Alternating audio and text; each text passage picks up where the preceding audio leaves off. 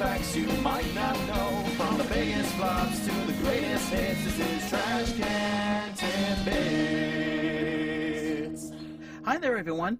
I'm your host for Trash Can Tidbits, Beaton, and welcome back to the show. It's been a while, hasn't it? I decided to take a little time off after reaching my 100th episode.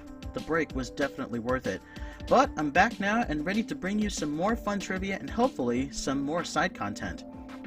Last time, I asked the question, which movie did Eddie Murphy end up starring in after leaving Ghostbusters? The answer is Beverly Hills Cop. It's interesting to note that Eddie Murphy only made his film debut a few years earlier in 48 Hours, which did launch him to stardom, but it's Beverly Hills Cop that made him a bona fide superstar.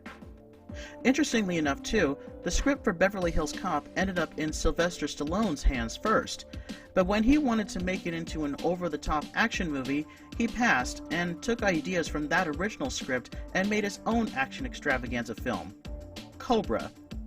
Now, with that out of the way, let's get started with fact number 1. Did you know that Kurt Russell not only played Elvis Presley, but also acted in a movie alongside him? Kurt made his film debut at age 11 in the 1963 film It Happened at the World's Fair, playing a small role as a boy who memorably kicks Elvis in the leg. Throughout the 60s and 70s, he was a child star appearing in a few Disney films such as The Computer Wore Tennis Shoes. His breakout role, as well as his first project with director John Carpenter, was a 1979 TV miniseries in which he played none other than Elvis himself. Even more coincidentally, Elvis Presley was 27 when he made It Happened at the World's Fair. Kurt Russell was also 27 when he played Elvis, and would also revisit Elvis a few more times. Once when he provided his uncredited voice for Elvis in Forrest Gump, and second when he wore an Elvis jumpsuit for the heist movie 3,000 Miles to Graceland. Fact 2. Did you know that Slappy Squirrel from Animaniacs served as the model for 2 Disney princesses?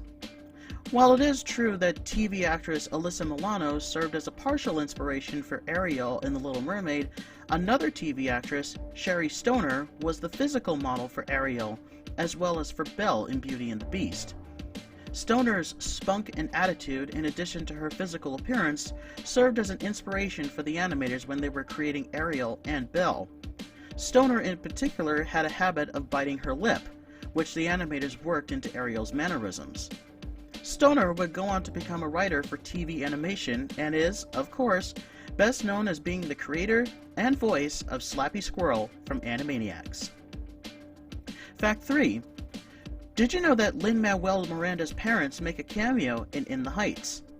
During the song Breathe, as the character Nina is walking around Washington Heights and people are greeting her, a couple come up to her singing, "Welcome home." This is Luz and Louise Miranda, the parents of the music score's acclaimed composer, Lin-Manuel Miranda. In addition to this, Lin himself also appears in the movie as a frozen treat salesman named Piragüeno. Allegedly, he took this part himself in order to keep the song he sings, Piragua, in the movie, as there were initial plans to cut it. Fact 4. Sticking with In the Heights for this next fact, did you know that 2 cast members who have been associated with the musical Rent also appear in it? The sassy hairdresser Daniela is played by Daphne Rubin Vega, who originated the role of Mimi in the original Broadway cast of Rent. During the song No Me Diga, Daniela also strikes up a brief conversation with a drag queen getting her hair done in the salon. She is none other than Valentina, a veteran of RuPaul's Drag Race who also played Angel in the TV broadcast Rent Live. So we have the original Mimi interacting with the current Angel. Lin-Manuel Miranda also happens to be a big fan of Rent and has used influences from it for his various works. Fact 5. Did you know that the first Street Fighter arcade machines had a different button layout than the 6-button control scheme that we have today? The original arcade unit had a joystick and 2 giant hydraulic buttons, one for punching and one for kicking. The player actually used their hands and fists to hit the buttons to determine how strong each punch or kick would render in-game.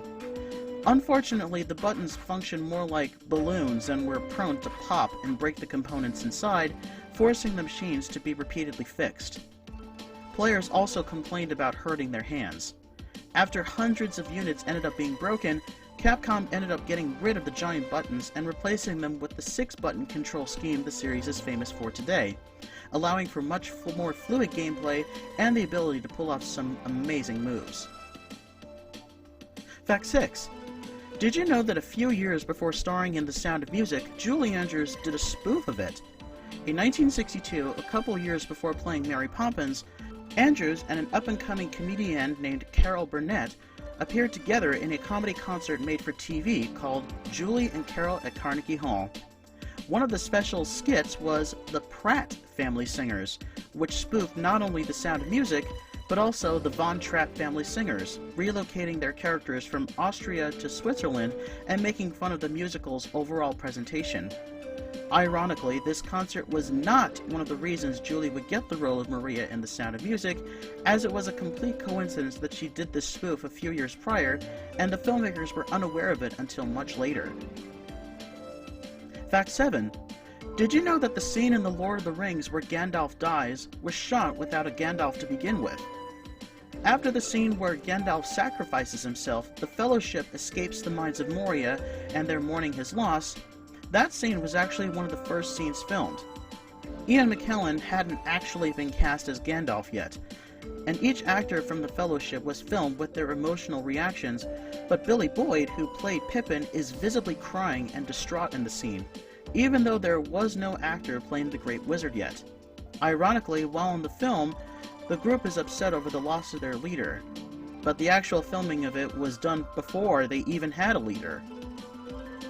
Fact 8. Did you know that the 1980 movie musical Fame was filmed without a title song?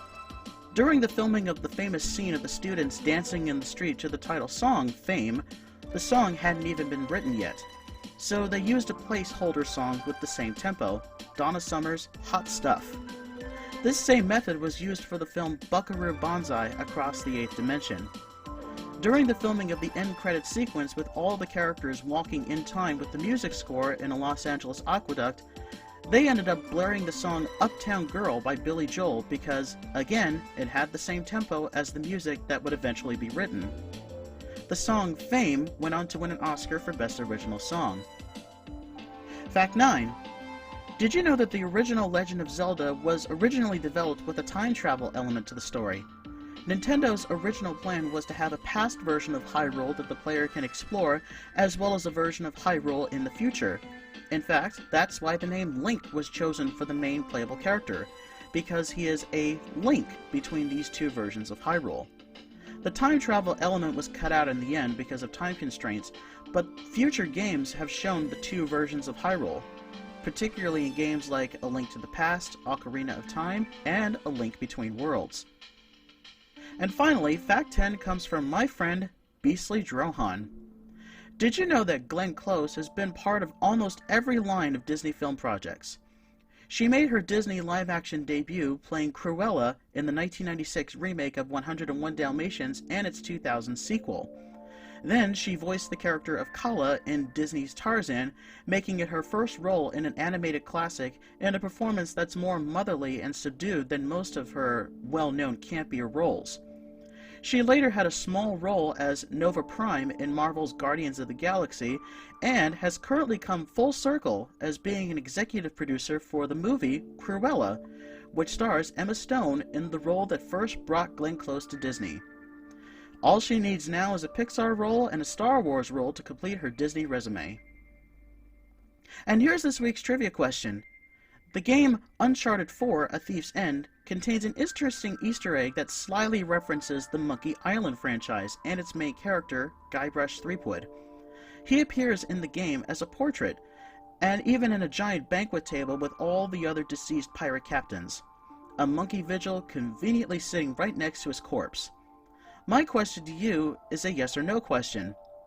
Did Naughty Dog get permission from Disney to use Monkey Island references in Uncharted 4? And there we go for this week. I hope you enjoyed this week's list, and I'm glad to be back after a well-deserved break. Definitely stay tuned for more fun lists. And please don't forget to like, subscribe, share, and ring the bell for future video notifications. Thanks for watching, and I'll see you next time.